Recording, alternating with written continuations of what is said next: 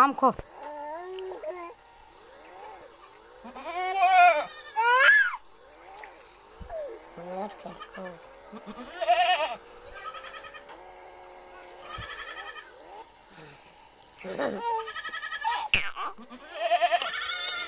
छोड़ दे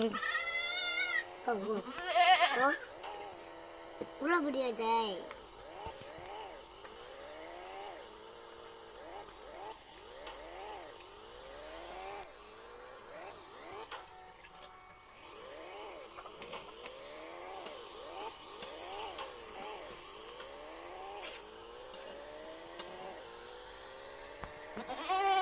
वीडियो तो बना दिया ना।